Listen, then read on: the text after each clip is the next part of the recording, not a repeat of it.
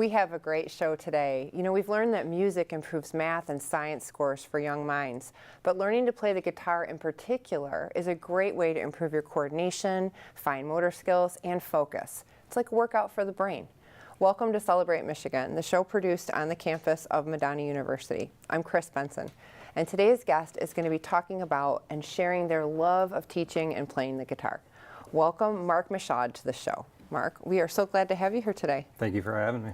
We've got all kinds of great things we're going to look at and talk about. We're going to hear you play a little bit. So tell us how you came to be connected to the guitar and music. Well, when I was a kid, I used to get made fun of all the time. People used to like peep in my window at night. I used to roll around on my bed with headphones on. We're talking like when I was 6 years old. And I would roll around on bed fantasizing about being in a band. I did that for years. And my parents never really got that clue. And so it was my brother, when I was a teenager, who finally turned me on to Led Zeppelin. And I listened to Jimmy Page, and from then on out, I bought a guitar. And Jimmy Page and Randy Rhoads, probably my two biggest influences. And that's pretty much what did it. So did you take lessons? Did you teach yourself? What was the process to get to where you are today? So I started and played for about 4.5 years, and all by ear. It was before, obviously, any online. It was the mid-'80s, watching MTV, listening to CDs, and learning to hate the scan button on the CD, because if you hold it down, it'll scan, and if you push it just once, it goes to the beginning of the song. So in the 70s and the 60s, you could like skip through to a song really easily and just lift the needle and go to the middle of the song with a CD player, like holding it down. Did a lot of that, and then after about 4.5 years, I signed up to Schoolcraft and took lessons. Wonderful. Brian Do you Roberts. remember the first song that you played that you felt you really did it well? Yeah, Dust in the Wind. Oh, there you go. Cathartic, I don't know. But yeah, we're all dust in the wind. So the first song I actually felt good about was about that. Awesome. And when did you start teaching? So you got to the point where obviously you felt good enough about it that you wanted to share that with other people. What was the question again? When did you start teaching? Oh, when did I start? 1992. Okay. Yeah, so after about 2 years of going to school for music, I started at teaching out of my basement and went from there. Went to Wayne State after that and got my other degree in guitar performance and started teaching and performing at the same time. Wow. Yeah. And are guitars not the only instrument, but do you play other instruments, just the guitar? I dabble with bass, keyboards, and vocals, but that's about it, mostly guitar. Okay. Yeah. And I know you have a couple different kinds of guitars today. For the novice like myself, what are the different kinds of guitars that there are to play, and which ones do you play? So there are electric and acoustic. Okay. So acoustic means, you know, the wooden guitar that you don't have to plug in. And then there are subcategories of those. So with acoustic guitars, you have steel string and then you have nylon string. Steel string are the ones that you're probably used to, the one that you said that you had received and broke a string on. Yes. And then the one that has the open headstock where you can see through it, see holes in it, those are nylon strings, and that's meant for fingerstyle. Electric guitars, really the only difference between them is it's usually a solid body, and there are pickups that pick up the sound from the strings. And they play more stuff like rock and roll and rockabilly, stuff like that, blues and stuff like that. So electric, you need an amp, a little bit more stuff for it. So what did you start with your first guitar that you played? Do you still have it? It is sitting right there. It's to the right. Oh, wonderful. Yep. The Yamaha. Yes, I do. And do you remember where you got it? That's a good question. No, I really don't. The fact that you still have it is just the showed important up. piece, right? Yeah. I ended up buying a bunch of them after that. That one I think was a $100 purchase from a friend of a friend, if I had to guess. Funny thing is a friend of mine, I gave it to him, and it was like in 1992. He had it for 30 years. I never liked the guitar. He held on to it for 30 years, or let's see, yeah, it's about 30 years. And he gave it to me last year, and now it sounds better than ever. It's a spruce top, so it's the yellow wood, and it finally opened up. So now it sounds like a much better guitar than what I ever remembered. It's amazing. So thanks. And for the novice, it sounds like guitars can change over time. They from what do. You're saying. They're wow. like Okay. plenty like cars, I guess, except cars probably degrade. Guitars actually can upgrade. Oh wow. And raise their value. depending on the wood, you do have to take care of it. And humidity, you got to make sure that you keep it in a safe environment so it's not getting too much humidity or too lack of there. Well, that might have been what contributed to my breaking that string on that original guitar I got It from could the have been. Sears Roebuck catalog when I was a kid. So, Well, I think you hit the head of the nail too with the Sears Roebuck. No offense against Sears, but no you know, offense, it might have but been a cheapie. these are probably worth a little bit more than that. To be honest, they're really not that expensive. The only one that was really expensive is the one that would be on the left. That would be a much more expensive, but these are mid-grade, and that's what I try to do. I'd rather have bulk so I can use them, Right. as opposed to just one really expensive one that sits in a corner and people just go, "Wow, that's really nice," you know, but they don't. Right, You never and they don't play it. Yeah. Well, we want to get to you playing something for us. So tell us a little bit about the song that you selected or that I was encouraging you to play today for us. It's ironic. All right, it'd be a coincidence, I guess you could say. So it's part of the medley that my buddy Ron and Kevin Del Pup, who is a faculty here, Yeah. my drummer, and Ron, the bass player, we're doing Sleepwalk by Brian Setzer. So this is just a little bit of it. Should I? Sure, right now? we would Okay. love to hear you.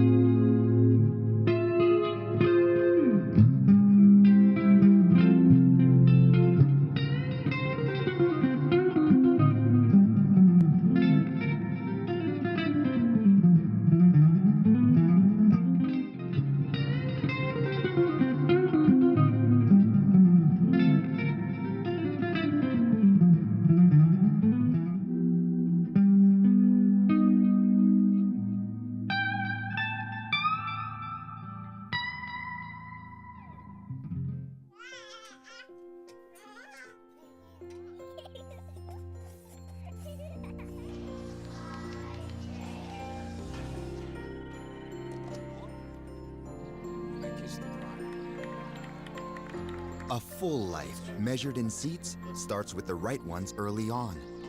Car crashes are a leading killer of children 1 to 13. Learn how to prevent deaths and injuries by using the right car seat for your child's age and size. There's a lot of fear in coming back to school. I'm a 40-year-old man that walked in there to get his high school diploma. It was very hard for me, but one of the teachers was Miss Araceli. She gave me direction. Every single time I had a question, she'll put down whatever she's doing and she'll sit there with you until you get it. 50% of getting your high school diploma is walking through those doors. The other 50% is doing the work. Find free adult education classes near you at finishyourdiploma.org. Oh, emojis! I thought the conversation just got dumber. Ugh, internet trolls, just ignore them. I like you just the way you are. I believe in you! She's a hugger. Give her a squeeze. Help up the hand! Ah, there you go. Thanks, mate. You're killing it, Jane!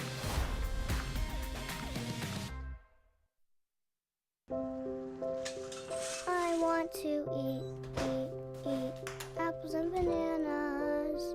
I need to eat apples and bananas.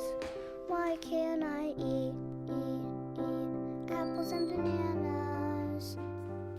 Support the Feeding America nationwide network of food banks to help provide meals to those in need. Join us at feedingamerica.org.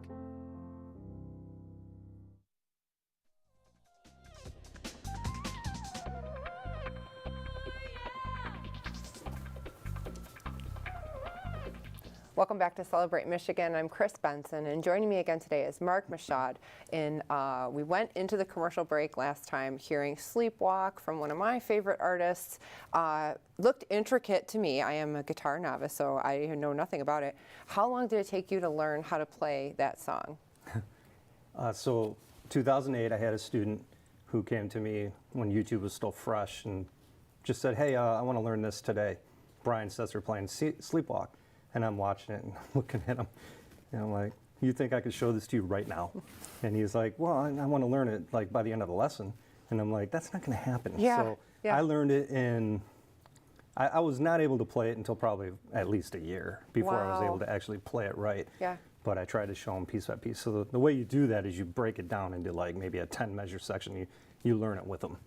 That's the secret. You learn it with them.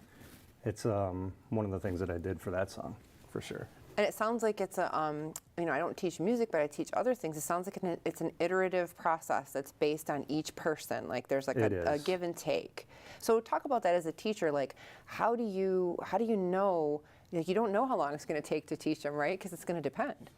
Yeah, that was kind of a nightmare scenario. I mean, most guitar teachers would just say, "So how about we do this instead?" I like the challenge. So. Smoke on the Water? Do you like to start with Smoke on the Water or no? How about Stairway to Heaven? I know, there it is. or what is today's hated songs? There's a few of them, but it's not as hated, they're just overplayed. But those are fine because there's a reason why they were overplayed. They're great tunes and they serve a purpose. So, but yeah, as far as iterative process, it's definitely a give and take. And a lot of times you just have to keep, it's sometimes hard for me to do, but you got to keep what your feelings about certain things are at the back window and just leave it there. They want to learn certain songs by pop artists. You may not like it. You got to show it to them. Sure.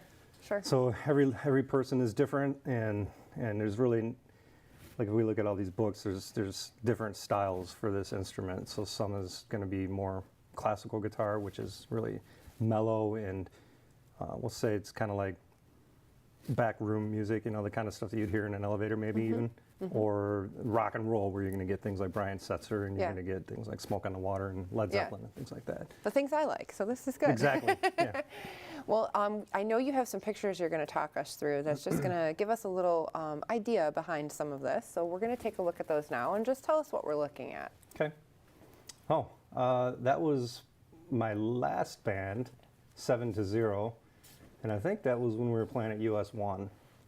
So that was that was March 17th. That was a St. Patty's Day gig. There's a funny story to that. I don't know how much time we got, but we actually did a St. Patty's Day gig. Then we went a couple, I guess it would be about a year after that. We did the St. Patty's Day gig, had all these Irish Celtic tunes worked up, and then we went to the studio to record ourselves. We had a bunch of music written. And the band that bumped us out, I cannot remember their name, but they were a Celtic rock Irish punk band. And they took our time in the studio, and we had to take their after sections. So like we couldn't take the time that we really wanted. We had to pay extra and play and record on a Sunday as opposed to a Friday. It was not the greatest. Wild. That is my son playing a banjo. Oh, cool. When I first was given the banjo. Yeah, and that's in my studio there. This is one of my current students. I won't say his name, but he's a great kid, and he's doing great right now. He is learning Personal Jesus by Depeche Mode right now. A great song. Probably playing it right there. Fantastic. You picked some real good ones here. So yeah, when it comes to the light show and everything like that, those lights are really cool. They add, I guess, a dimension, so it makes you feel like you're on stage. But this is my studio too. That's awesome. How often do you perform and where? Where do you perform?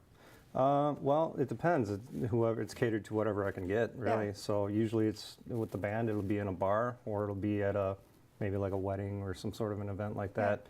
Or with personal solo stuff, it'd be usually weddings. Yeah. Do you get nervous because you came into the studio today and, you know, we were like, hey, do you want to play something? Yeah, okay. Well, what do you want to play? Okay, let me just play this song. It happened to be one I requested. So do you get nervous when you perform?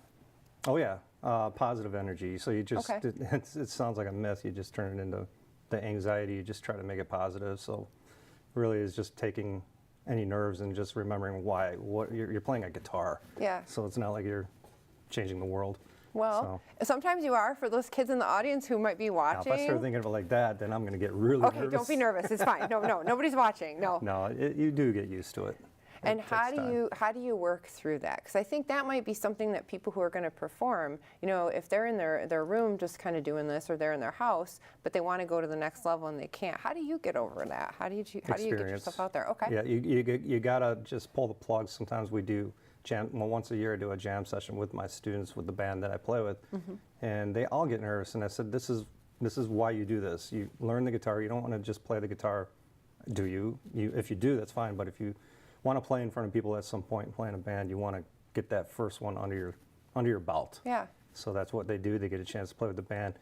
So you do it once, it gets easier. Do it a second time, it gets easier from there.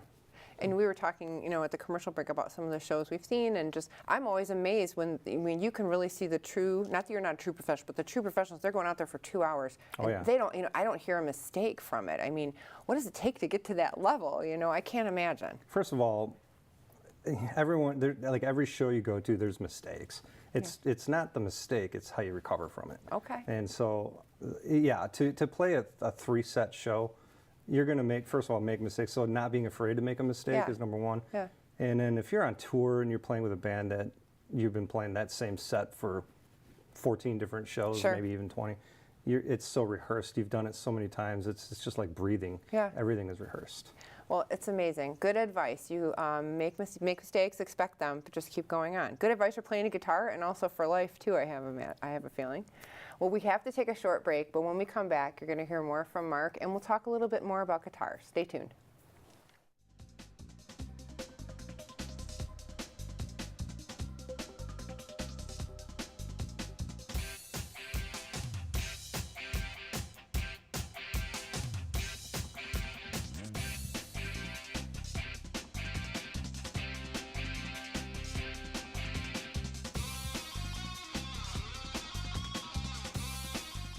Fast-paced family life in need of a slowdown?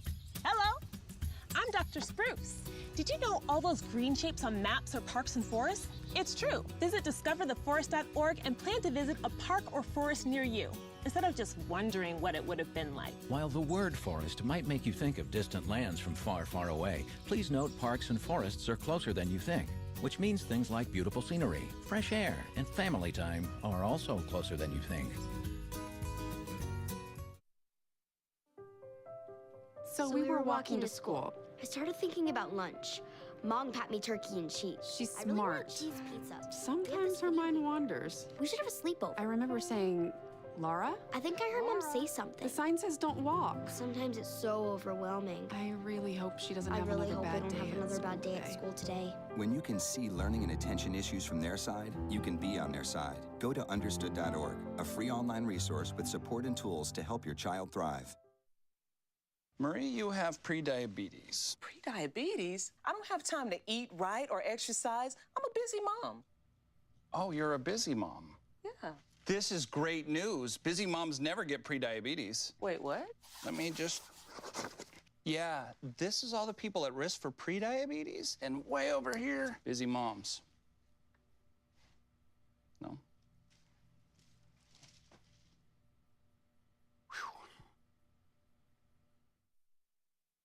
Hi, I'm Peter. And there's nothing I love more than sharing vegetables with my friends. Come on in! Help yourself to anything. That's why we give our food the utmost respect it deserves. Did you know there are simple steps we can all take to help save food? You can cook it, store it, even share it. Just don't waste it. Because when it comes to food, better ache than never. To learn more, visit savethefood.com.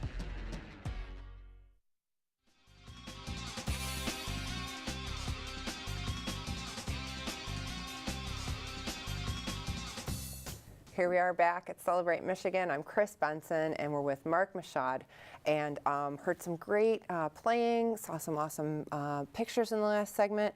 I want to make sure people know how to find you. How can they get in touch with you? The best way is online at my website, www.diverseguitar.com. Okay. And you've been in a couple different bands. You're in bands now? Yeah, several. Several. I always Yeah. crack up when people say several. I'm like, oh my gosh, that's talent. The one that we're in right now is just me and Ron and Kevin Del Pup, and I've got a female singer, Marcia, that we're going to be working with. Awesome. Kevin Del Pup, as I mentioned earlier, is faculty here. And also, the last one we were in was 7-0, and it was a mixture of funk, country, blues, and rock and roll. Oh, that all sounds good. Yeah, those are the last two. Fantastic. Well, we've got some video to show our audience now too, so we'll take a look at that to see you in action. This is the one we're in right now.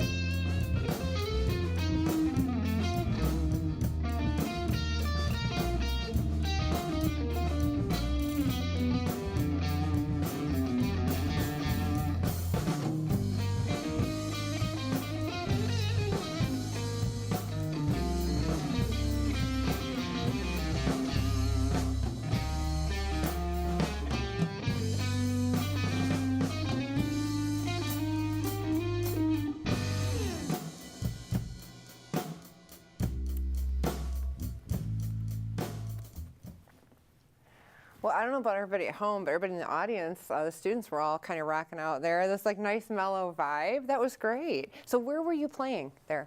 I was at my studio where I teach. Oh, wow. Love the lights in the background and everything. You're right, it does add a little bit something to it. They were timed with the music, so every time Kevin would hit the drums, the light would change colors, and the camera was trying to catch up, so it didn't quite track the way I wanted it to. Well, just as we're talking about this today, you know, there's got to be people out there right now who maybe just picked up a guitar for the first time, or they're thinking about it, and they might need a little encouragement. What advice would you give them? What would you say to them? You know, the fact that they're thinking about it, that's all they really need right there. And then from then on, it's going to be either up to their parents or whoever they're around and tell them to go get one. Mm-hmm. In a perfect situation, they would talk to me or somebody else to guide them as to what they want to get, though. But the first thing is just have that inspiration. And usually that comes from listening to lots and lots of music. So we got to have that radio on or something in the background. If you're one of those that's always got earbuds in and you're listening to music, chances are you want to play an instrument. And what do you think music does for people? What does it do for humans? It really does help you with everything as far as life goes. It's a very rewarding thing to do. So for me, not only is it a source of income, but a sense of pride. It also makes you better at math, which is true. And so simple numbers, you know, I can balance my budget a lot easier. I know that because I can think about the circle of fifths. Not that that really matters, but it does help you engage into other people too when you're in a band. So a lot of times when you are trying to communicate with other people, it makes it easier. If you feel like you've been playing with other musicians, you can communicate. So learning how to do that does help. And what do you see for the future of what you're doing with guitar, your teaching or your bands? If you had to take a look into the future, what do you see? Keep going. Same thing that I'm doing right now. Awesome. Yeah. Oh, I just Marc, want to keep doing it. we love that, and we're so glad we've had you here on Celebrate Michigan, and we're glad you stayed to watch us on Celebrate Michigan so that we could talk about and hopefully get you thinking about playing the guitar. Marc's going to play for us at the end here, and we'll see you next time.